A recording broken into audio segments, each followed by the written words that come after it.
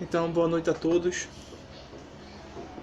Aqui é o professor Luciano para a gravação, uma live ao vivo aqui no Facebook. Eu espero que o áudio esteja bem para vocês que nos acompanham.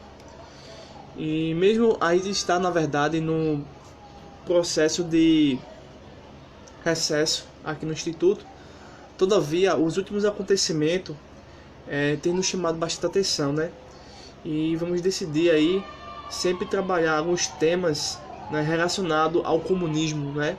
Que são aspectos políticos extremos, né? Que nada mais é do que algo que vai contra o cristianismo, é o que nós vamos ver. Tentaremos responder nessa live a seguinte pergunta: os fundadores do comunismo criaram a ruína da igreja? É uma pergunta muito importante que tem diversas respostas, mas apenas uma resposta é a verdade. Não existe duas verdades, pressupondo a existência de um Deus todo-poderoso, onipotente e onisciente, e na própria natureza da verdade, que é absoluta e eterna. Então nós iremos trabalhar os fundadores do comunismo, tá?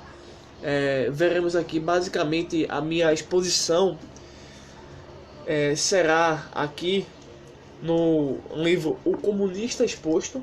Não sei se vocês conhecem, tá? Do W. Cleon Skousen. Ele se formou em História e em Direito e trabalhou no FBI por cerca de 16 anos. Então é uma autoridade no assunto e iremos nos basear a nossa resposta não exatamente tudo nisso aqui, mas em outras fontes, como por exemplo o livro Emburrecimento Programado e o livro Maquiavel Pedagogo.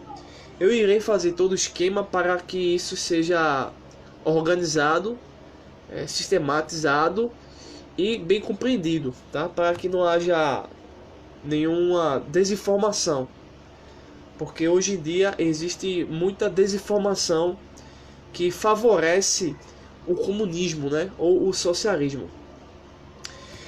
Ou seja, vamos abordar esse livro, O Comunista Exposto, tá certo? E iremos responder essa pergunta: os fundadores do comunismo criaram a ruína da igreja? Desde já, eu gostaria de convidar vocês, caso não seja inscrito no nosso canal, a se inscrever no nosso canal que está no YouTube, que se chama Refúgio Teológico, tá? E se você se interessar por esse tema sobre comunismo, nós temos um curso, tá? Refutando o marxismo clássico, tá? Você pode estar em contato e a gente vai poder aí conversar, te explicar melhor as condições de você estar recebendo alguns materiais. E os vídeos já estão no canal. Já está em cerca de quase 30 vídeos só sobre esse tema. Então tem muita coisa. Nós também vamos ver nessa noite, tá? Dentro do comunismo, porque cada nação, cada país tem uma certa versão comunista, tá? No Brasil existe a nova esquerda, na Argentina uma outra esquerda e assim por diante. Então fica meio que difícil, né, detalhar tudo. Eu irei nesse vídeo fazer aqui, focar, tá, na esquerda brasileira, né, aqui no Brasil. Também mostrar que existe fortes escritores no passado posterior a Karl Marx que influenciaram os socialistas, né, e consequentemente os partidos de esquerda, tá? E iremos ver também de uma forma rápida, porque depois vamos apresentar a você no próximo vídeo, tá? Que não somente existe um projeto comunista para acabar com o capitalismo, tá? Mas existe uma filosofia comunista, que nada mais é do que uma cosmovisão. E nesse aspecto, meio que ambas elas andam juntas e aparentemente são tão diferentes que em alguns aspectos se tornam idênticas, tá? Mas iremos aos poucos aprimorar e detalhar esses pontos. Haja vista, se você nos acompanha no nosso trabalho aqui nas redes sociais e no nosso canal, tem aí já um certo amadurecimento para compreender o nosso posicionamento e a exposição, tá? Já mostrei aqui em alguns outros vídeos livros esquerdistas, comunistas, tá? E livros contra o comunismo, que por exemplo esse livro aqui é contra o comunismo, tá? Ou seja, para eu poder refutar o comunismo, o socialismo, tá? Eu preciso experimentar, entre aspas, o veneno, tá? A toxina, tá certo? Dessa substância, para que eu consiga desenvolver um remédio ou um anticorpo que consiga combater esse vírus, tá? Para que você possa entender um pouco. Estou dando esse exemplo. Então, a gente estuda, tá, os livros de esquerda, os comunistas, Karl Marx e outros, para que as citações que são feitas não venham ser feitas de forma errada e distorcida, tá certo? Por isso que nós temos a preocupação de ser piedoso nesse aspecto, para não deturpar, como muitos dizem, estamos deturpando Marx. Não, estamos citando Marx, citando fontes, citando trechos, não é, dentro da própria biografia dos trabalhos de esquerda, dos escritores de esquerda, no passado e no presente, para que a gente não venha ser criar uma fraude, porque hoje em dia está tudo dessa forma. As pessoas criam um canal, fazem uma divulgação, mas a maioria das vezes é tudo uma fraude, né? Então a gente sempre cita aqui fontes, informações que você pode alcançar, porque o interessante é que eu acompanho muita coisa no YouTube, nas redes sociais, é que as pessoas citam um determinado estudo, um determinado assunto, e tal fonte e tal evidência é tão distante que as pessoas não conseguem adquirir essa informação e ver por si mesmo, entendeu? Então a gente faz esse trabalho de mostrar a vocês que vocês podem conseguir essa mesma informação. A verdade, ou seja, não depende de mim. Nós estamos abrindo um caminho para que você consiga essa informação. E essa informação não está em um outro planeta, está muito próximo, e você pode aí realmente chegar à mesma conclusão. E é nesse ponto que nós vamos entender porque o comunismo de fato criou, tá, a ruína da igreja. Por quê? Porque um dos objetivos, ou o objetivo principal do comunismo clássico, obviamente o comunismo da nova esquerda, ele é muito romantizado, porque houve um refinamento, houve uma modificação importante que não desvia o projeto comunista. Por exemplo, no comunismo de Karl Marx, a gente vai ver aqui, não se admitia, tá certo, a religião, a espiritualidade, muito menos o cristianismo. Na nova esquerda, tá, no novo comunismo de agora, de hoje, é admitido o religioso dentro desse papel da justiça social. E onde entra isso? Entra numa chamada teologia da libertação. Muitos pastores, tá, e inclusive até com isso, pessoalmente, eles são adeptos da teologia da libertação, que nada mais é do que o comunismo, tá? Isso no aspecto protestante ou evangélico. Já no aspecto católico, do catolicismo, nós temos a teologia da missão integral. Muitos padres, tá, eles aceitam a doutrinação, a ideologia marxista e meio que compactam, tá? Obviamente de uma forma distorcendo os textos, eles conseguem colocar nas escrituras e assim vão criar uma outra teologia baseada em Marx. Só que o marxismo, a base do marxismo, tá, sempre foi o ateísmo e o ceticismo, e também o relativismo. Então tudo isso é uma pequena introdução para você compreender que o marxismo, o comunismo, tá, ele de fato tem diversas versões que tenta de uma forma ou de outra trazer, tá, sempre o comunismo, né? Sempre essa ideologia, tá, através de termos como igualdade, termos como justiça. Então eles vão trabalhar dentro das comunidades de base. Comunidade de base é o que?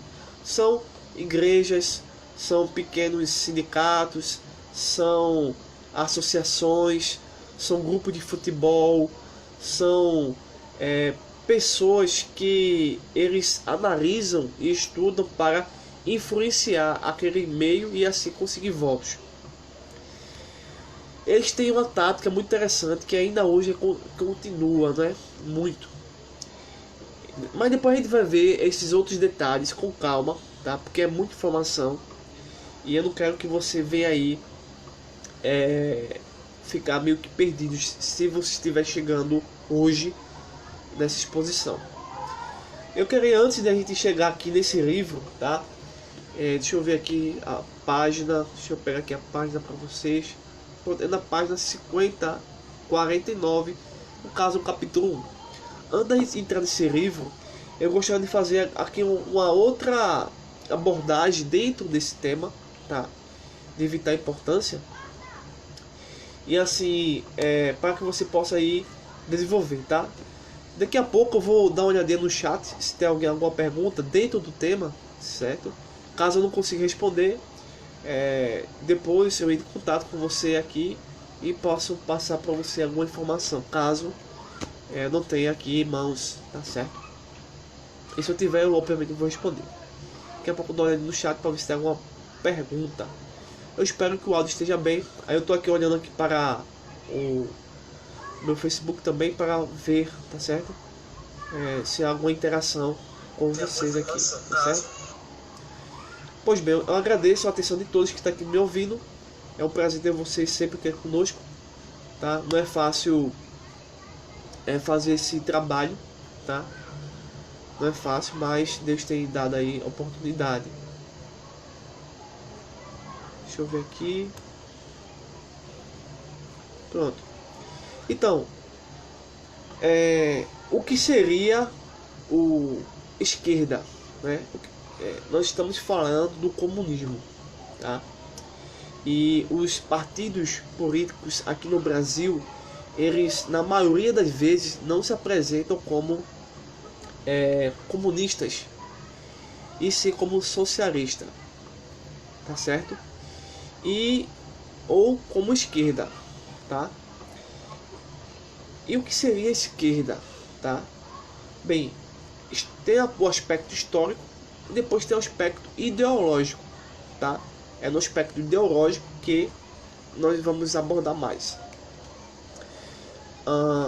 A esquerda, que é o socialismo, é uma pequena etapa para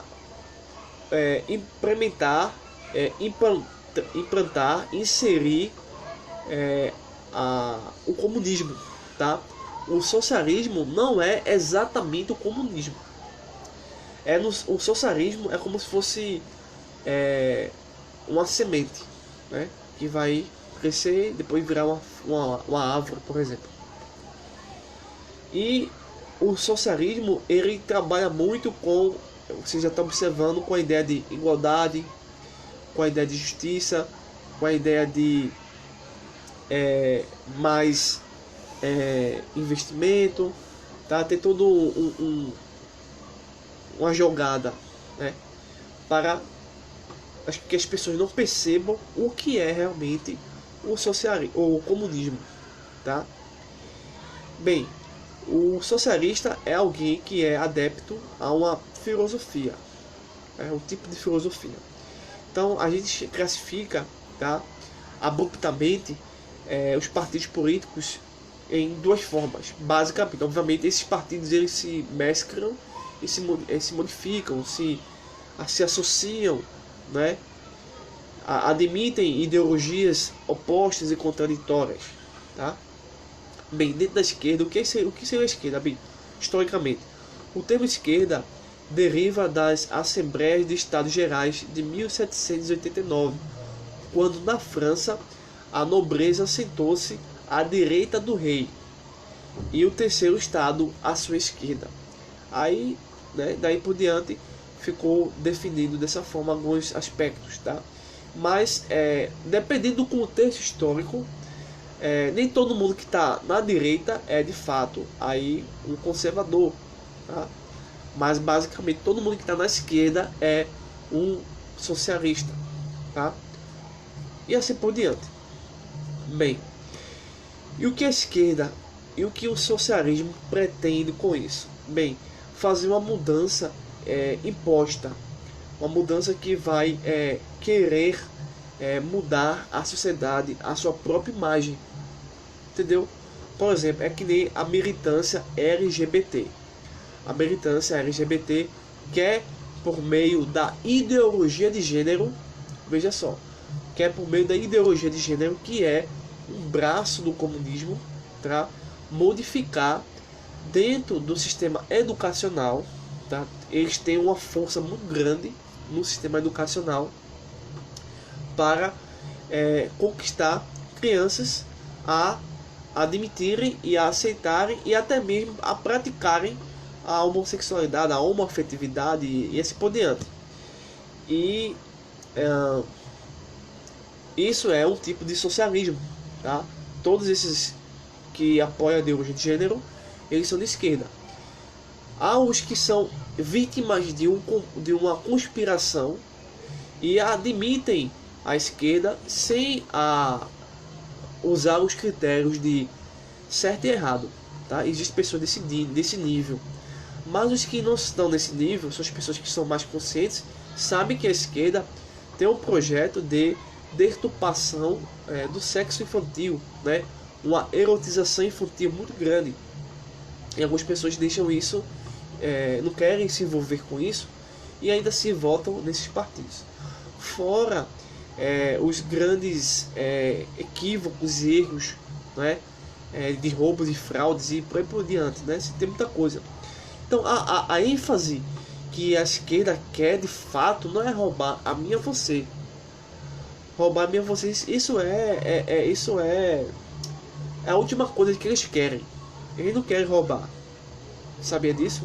O que eles querem é a mudança no aspecto social, educacional e, pasmem vocês, no aspecto religioso. Obviamente eles já conseguiram todos esses passos. Só não conseguiram fechar a boca de pessoas que têm compromisso com a verdade, né? Pessoas que realmente dizem não a esse tipo de abominação, a esse tipo de situação equivocada. Então isso tudo é um projeto e é também uma filosofia, tá? que entra no aspecto jurídico, tá? E no aspecto jurídico nós temos os parlamentares. Os parlamentares, eles são representantes do Estado, assim como o professor. O professor, ele é um representante do Estado e, em hipótese nenhuma, ele pode defender ou favorecer uma determinada ideia. Um professor, ele tem que apresentar um conteúdo sem idiotizar e sem criar uma alienação do conteúdo. Por exemplo, eu sou um professor de escola federal e hoje estou ensinando cristianismo histórico. E eu, por ser ateu, vou deturpar o conteúdo. Eu não posso fazer isso. Eu tenho que passar o conteúdo. Se a classe de ouvintes, de estudantes, vai acreditar ou não, aí é com eles. O conteúdo da grade curricular está estabelecendo esse conteúdo. Eu tenho que passar. por ser representante do Estado, ele não pode dar sua opinião, tá? Nem opinião religiosa, nem opinião política, favorecer, né? Ou é aqui, é isso, não, ele não pode fazer isso. Só que o parlamentar é diferente, mesmo sendo um representante do Estado, ele deve e pretende defender um posicionamento. A esquerda tem parlamentares, tá? Vereadores, né? Que defendem sua pauta aberta. Tem socialistas que defendem a pedofilia e coisas banais, abomináveis, né? Porque eles são parlamentares, mas o professor não pode fazer isso. Mas infelizmente isso não acontece. Acontece o contrário. Os professores são a militância de um grupo, né? Em especial da esquerda. Bem, dentro do aspecto aí constitucional, né? Você vê que existem parâmetros que evitam, né, essa confusão. E no sistema educacional também. No sistema educacional, eu quero destacar aqui um conteúdo, uma informação interessante para vocês, que são eu ainda não tenho, tá? É o Emburrecimento Programado. É um livro, tá, escrito em 1990 nos Estados Unidos. O autor é o professor, tá, John Gatto. Ele escreveu o livro Emburrecimento Programado. Nesse livro ele meio que vai fazer, dar uma ideia, tá? Ele dá uma ideia, porque ele faz uma constatação no sistema educacional americano, tá? E nesse sistema há muita coisa errada. Então você vai observar nos trabalhos desse professor que o melhor sistema educacional seria o sistema educacional domiciliar. Futuramente eu irei trabalhar esse tema. Educação domiciliar seria, nos moldes atuais, na invasão comunista, tá? Seria a melhor educação. Você que é cristão, que acredita realmente na verdade, você precisaria retirar seus filhos da escola e fazer um sistema educacional na sua casa. Já visto, você tem que ser qualificado também para isso também, né? Porque nós estamos aprendendo a se tornar um prototipo futuro de marxistas e ateus. Estamos aprendendo isso. Se você pegar um livro de história, você vai ver o que é comunismo e o que é capitalismo. E em todos os livros de história no Brasil, pelo que eu já vi, tá? Nos livros que eu já vi de história, o comunismo ele é bom, o capitalismo é ruim. Você não pode trabalhar dessa forma, porque você é um representante do Estado. Comunismo, capitalismo. Socialismo, conservadorismo. Evolução e criação. Você observa que o escritor ele favorece apenas um aspecto, que é o aspecto ateísta. O aspecto teísta ele desfavorece, ele não leva em conta. Observe isso. Então, eu só vou destacar aqui algo muito importante dentro desse livro, que é um livro muito importante. Eu até recomendo você ser professor ou pai de família e que gosta de conhecer as coisas e de aprender. Esse livro é muito importante, tá? O Emburrecimento Programado. Ele vai trabalhar aí pelo menos 7 coisas que vai contribuir para que seus filhos venham a não desenvolver um bom nível de aprendizado. Então, existem 7 coisas que ajudam a emburrecer os seus filhos, tá? Ele destaca e diz o que é. Aí eu vou dizer aqui a vocês o que realmente acontece. Obviamente dentro do contexto americano. Mas algumas coisas aqui têm a ver com a educação que o Ministério da Educação e Comércio faz. O Ministério da Educação e Comércio, o MEC, ele de fato é de esquerda também, assim como a ONU, a OMS, essas organizações não governamentais são, a maioria das vezes, de esquerda. Então, muito cuidado com o conteúdo que eles têm.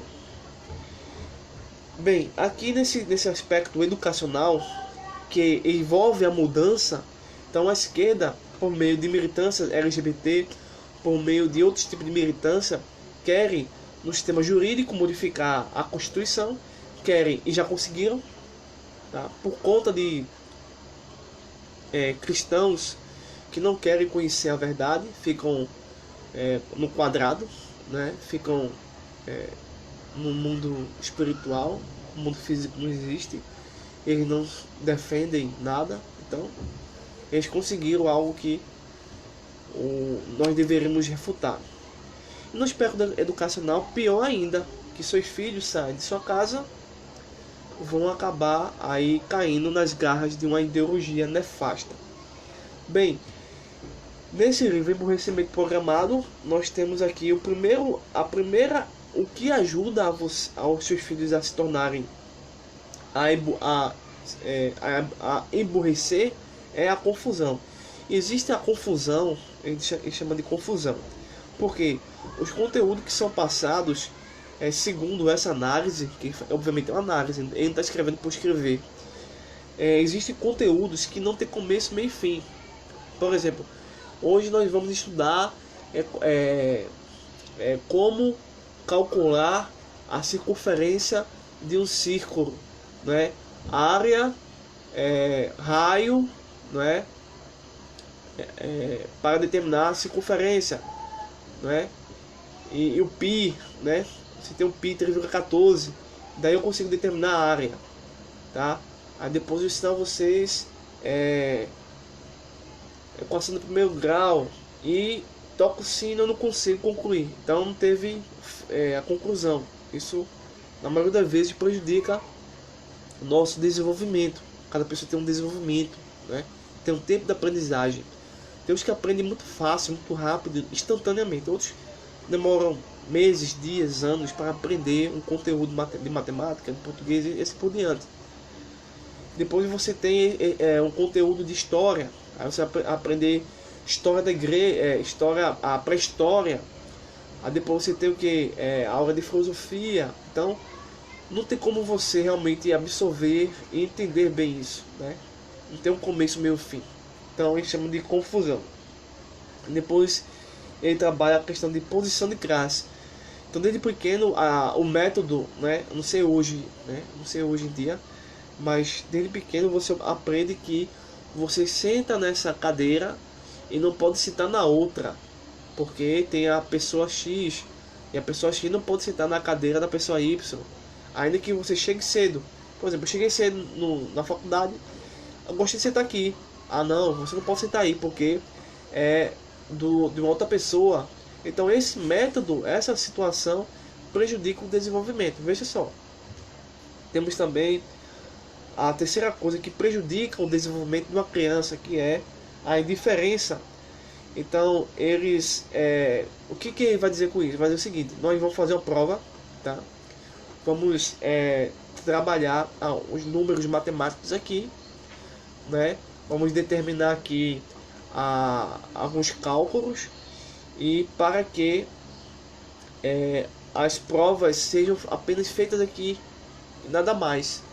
A prova de matemática não vai ter resultado no futuro. Então isso é um método ruim, tá? Uma quarta coisa que prejudica a formação de uma criança, tá? Isso tudo contribui para o favorecimento dessa mudança imposta a uma situação social, educacional e espiritual. Então já falei um pouco sobre um sistema jurídico ativista, né, da Constituição. Estou falando agora do sistema educacional, que é para mim o pior que tem, tá? Se a educação for essa, o Brasil está perdido. Quer dizer, já está perdido, né?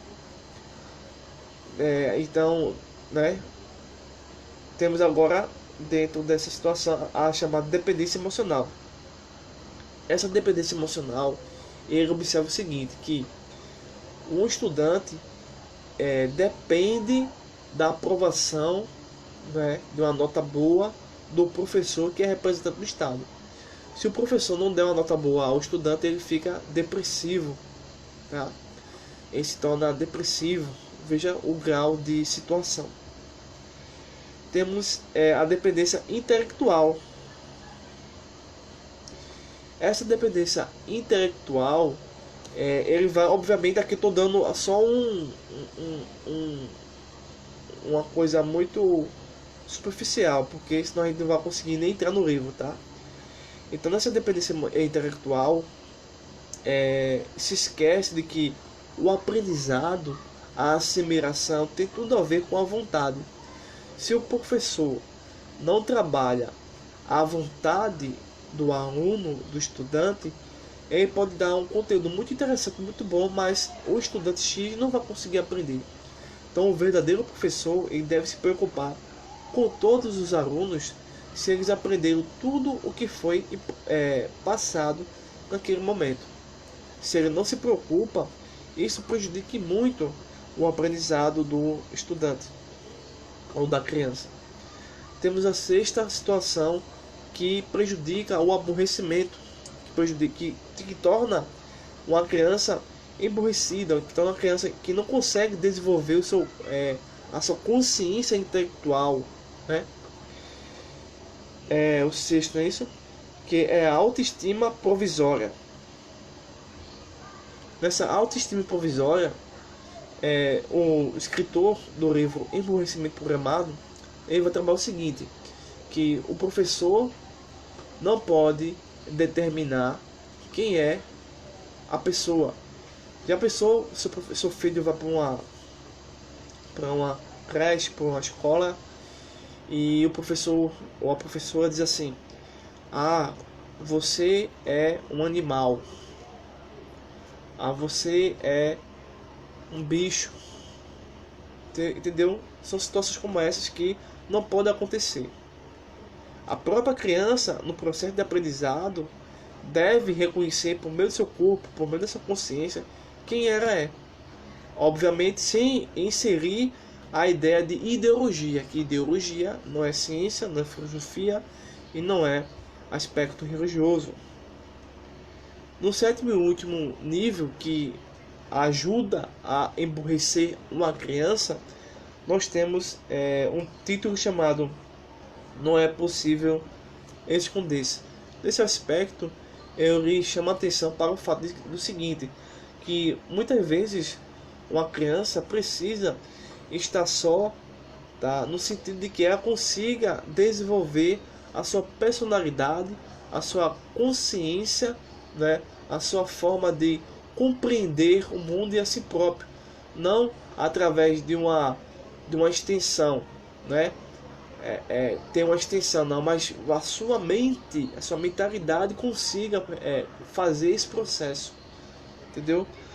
Então, essas situações que ele faz aqui é o que prejudica o desenvolvimento educacional, o desenvolvimento cognitivo de uma criança. E é dessa forma que a esquerda trabalha. Ela emburrece os professores, a instituição, não é, com uma narrativa ideológica totalmente fora de sentido, e assim consegue fazer o que está fazendo.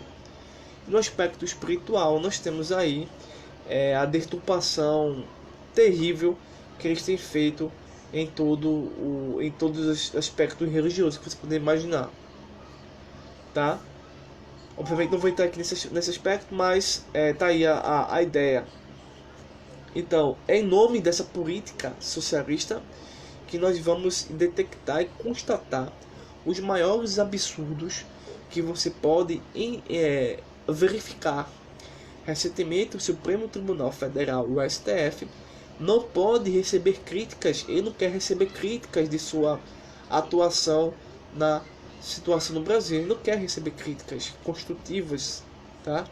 Ele ameaça o cidadão, ele ameaça grupos conservadores que podem ir de contra a sua filosofia, entendeu?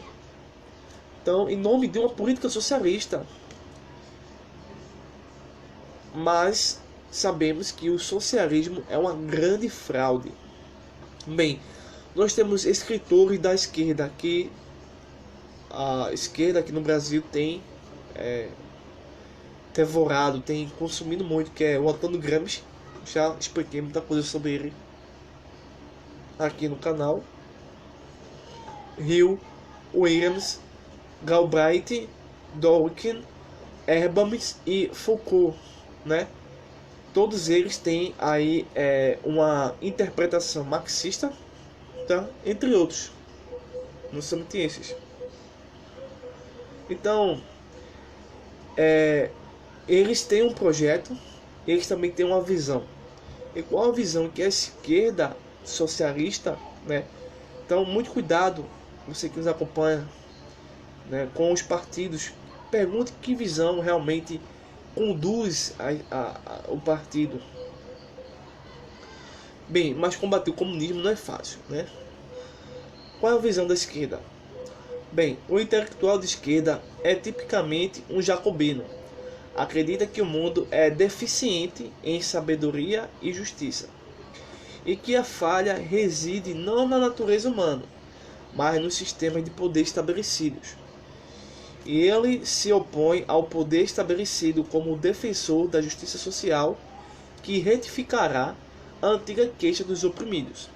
Então tem muita coisa aqui que a gente poderia passar aqui mais de 15 minutos conversando, mas a visão de esquerda qual é? É que a natureza humana é boa. A natureza humana é boa, é perfeita, é santa. A sua natureza é boa. A natureza de um pedófilo é boa. A natureza de um terrorista é boa. A natureza de um assassino é boa. A natureza de um estuprador é boa. O que é ruim é o sistema de poder estabelecido. Qual é o sistema de poder estabelecido? Capitalismo é um sistema de poder estabelecido. Igrejas protestantes é um poder religioso estabelecido. Esses poderes são ruins. E é esses poderes que devem ser aí retirados para que a justiça social venha acontecer sobre os oprimidos. Então, os oprimidos que a esquerda defende, tá, são quem? Estupradores, maníacos, psicopatas, sociopatas, todas essas pessoas que têm a natureza humana que eles negam, deficiente, pecaminosa, ruim, tá? Eles exaltam isso. Mas tudo isso vai acontecer, vai começar e acontece com o maior teórico socialista, né? Ele nunca foi sociólogo, é um mito. Marx não foi um sociólogo no sentido aí de diploma, né? Mas ele se tornou um sociólogo, tá certo? Então Marx ele vai criar o socialismo científico, que é o comunismo. Eu vou dar uma olhada aqui no chat se tem alguma pergunta, alguma interação.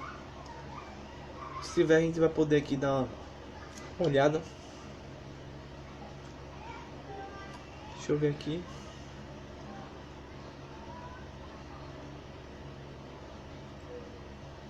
Se tiver, a gente vai poder aqui dar uma... Bem,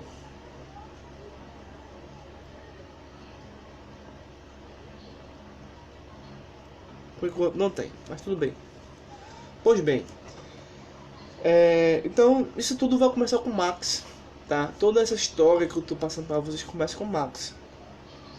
Mas como premissa principal do na nossa exposição, os fundadores do marxismo, do comunismo, eles criaram um sistema de ruína da igreja, sim, porque, como nós veremos e como nós temos constatado nesse decorrer do nosso estudo, o marxismo sempre foi aquilo que precisava destronar ou acabar com Deus, tá? O marxismo é a tentativa de destronar e acabar com Deus.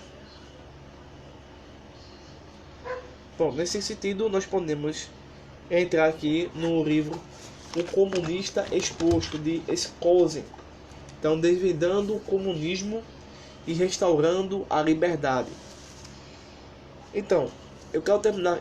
Daqui a pouco nós vamos terminar essa live, mas eu quero terminar com a seguinte pergunta: para você, o que é mais importante? A liberdade para você é importante? Você percebeu que nesses últimos dias estão retirando pouco a pouco a nossa liberdade de ir e vir, de pensar? Eu não posso questionar o STF. Eu, Luciano, não posso questionar o STF. Eu não posso questionar um grupo da militância LGBT. Eu não posso questionar um policial federal, um exército, uma marinha, uma aeronáutica, ao ver o ex-presidente que foi condenado por mais de 20 juízes e não foi inocentado, percorrer as ruas do país, do Brasil, livre e solto. É o fim. Realmente é o fim. A justiça humana reflete a justiça de Deus por meio da Constituição. Só que esses grupos ideológicos reprimem, escurecem a justiça e soltam criminosos na sociedade e também deturpam a consciência humana. Nós que temos sede de justiça precisamos de justiça, tá? Precisamos de justiça. Queremos tanta coisa e esquecemos que justiça e liberdade são coisas fundamentais e necessárias. A justiça, certa vez o Messias, o Cristo, que é 100% Deus e 100% homem, disse assim: bem-aventurado aqueles que têm sede, fome de justiça. Né? Então nós estamos chegando numa situação similar, não é, a um caos social semelhante ao que aconteceu com os verdadeiros cristãos, né, como perseguidos. Bem, então, quem são os fundadores do comunismo? Né? Bem, os dois principais fundadores do comunismo é Karl Marx e Friedrich Engels, tá? Marx, ele vai ser o teórico de muitos livros, de diversos trabalhos, tá? Vai ser realmente o acadêmico, o cientista do socialismo científico. Mas Friedrich Engels também escreve algo interessante, mas ele é um colaborador, ele é alguém que financia, patrocina o Marx a desenvolver suas teses, né, no comunismo. Então, Karl Marx e Friedrich Engels são os fundadores do comunismo, tá? Bem, na verdade, Marx ele sempre foi depois, muito mais depois, ao construir a sua ideologia, o seu marxismo, ele se torna muito agressivo. Ele é um homem violento, ele é um homem que representa o poder, a sede pelo poder. Então todo socialista ou comunista, ele tem sede pelo poder, né? E consegue manipular, né, situações. Mas Marx, né, ele vai ser um fugitivo político, né? Ele é exortado da Alemanha, França e Bélgica. Na Inglaterra ele recebe um certo apoio e consegue um certo determinado domicílio para residir com sua família e sua esposa. Mas envolvido com uma espécie de alienação, né, uma espécie de trevas espiritual, ele desenvolve o comunismo, né, o seu livro, que ele vai chamar de o Manifesto Comunista, entre outros. Mas ele sacrifica, né, ele sacrifica a sua família, né, deixando-a em um ambiente sujo, imundo, tá? Com roupas rasgadas, tá? A sua própria esposa passando fome, e ele é totalmente doido por um estudo que o levou ao profundo inferno. Mas esse estudo, as universidades e faculdades e o MEC, nós vamos ver no outro vídeo por que eles estão fazendo isso. Eles vão ao inferno e retiram, não o espírito, não a alma de Marx, mas o pensamento ideológico de Marx, e retiram do inferno e põem nas escolas infantis, ensino médio, ensino fundamental, nas universidades. E o chamam de teórico, pensador importante da sociedade. Então, inclusive, até seus discípulos são forçados a dizer que o Marx é um homem violento, brigão, controverso, um ditador. Ele lutar com o mundo todo e sempre armado com a possibilidade de não ser capaz de afirmar sua superioridade. Karl Marx veio à luz em Trier, na Alemanha, em 5 de maio de 1818. Então, o pai de Marx, ele era um religioso, mas retira Marx da religião, de uma certa forma. E assim Marx consegue aí não ter muita amizade, tá?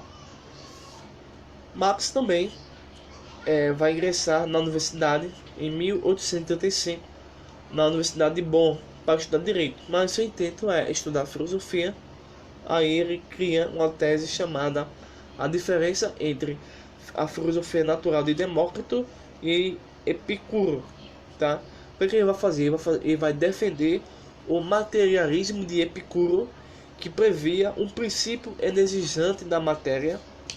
Acreditava que, se a matéria fosse autodinâmica, não haveria necessidade de criador, planejador ou força governante do universo. O sentimento antirreligioso de Marx encontrara expressão em sua tese ao selecionar o grito de Prometeu com sua divisa, em uma só palavra: odeia todos os deuses. Durante esse período de incubação intelectual, 3 desejos dominaram o pensamento de Karl Marx: descobrir uma filosofia da natureza, repudiar por completo todas as formas de religião e obter a mão da filha do barão de Westphalen em casamento. Quando Marx estava na Universidade de Berlim, juntou-se a uma escola de esquerda de hegelianos, seguidores do filósofo alemão Georg Wilhelm Friedrich Hegel. Naquele momento, toda a energia desse grupo era consumida pelo desejo de liquidar o cristianismo. Então Marx, o socialismo, a esquerda, o próprio comunismo sempre foi, sempre será e queira você ou não, uma ideologia, um tipo de religião, um tipo de filosofia, tá? Um tipo de pensamento, tá? Até mesmo econômico, contra as escrituras. E, como eu sempre digo aqui, o pensamento de Marx, o marxismo, ele é contra o cristianismo, contra a própria filosofia e contra a Constituição, o direito romano. É tanto que nós acabamos de citar aqui um dado importante, histórico. Então, o que Marx vai fazer? A partir desse momento, ele vai divinizar toda a natureza, tá? A matéria, e dar à matéria a ideia, tá? De uma forma humanística de onipotência, onisciência, onipresença. Então, é a matéria, né? O átomo, o elétron, o próton, o nêutron são responsáveis por tudo. Não existe o aspecto espiritual, o aspecto metafísico da realidade no qual nós acreditamos. Então, o seu Deus se torna a própria matéria. Há muita coisa importante aqui, mas nessa situação que nós estamos decorrendo é uma campanha totalmente anticristã, tá? Ele vai apresentar sua tese na Universidade de Berlim, para receber o grau de doutor nessa instituição em abril de 1841. Mas, quando o governo prussiano identificou os autores, Bauer foi sumariamente demitido da Universidade de Bonn e Marx foi notificado de que jamais teria permissão de ensinar em uma universidade alemã.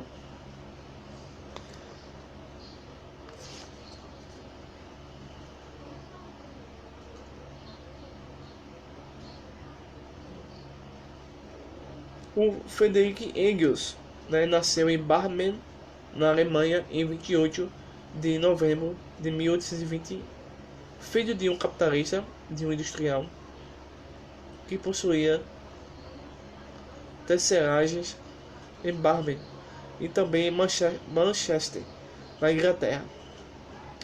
Engels aborreceu-se sob a disciplina ferrenha de seu pai e aprendeu a desprezar as teceragens e tudo que representavam.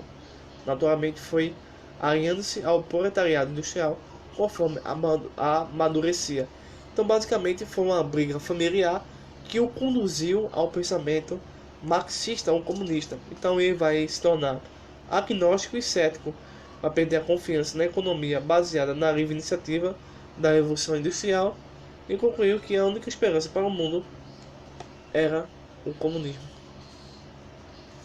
E Marx vai ser o responsável pela teorização sistemática do comunismo, das ideias comunistas. Então, como nós vimos, observamos nessa leitura, nessa situação, que o marxismo pretende ser uma filosofia da natureza que vai aí destronar, retirar a concepção, a ideia de Deus, porque essa ideia não permite que o ideal comunista consiga ir à frente. Aqui na página 80 do livro O Comunista Exposto, tem o seguinte: quando perguntaram a Karl Marx qual era seu objetivo de vida, ele respondeu: destronar Deus e destruir o capitalismo. Obviamente não vai dar talvez para parecer aí nítido, né? Tá bom, tá aqui marcado. Acho que não dá para parecer. Mas tá aqui. Quem quiser depois pode adquirir o livro, tá? Então, concluindo essa exposição,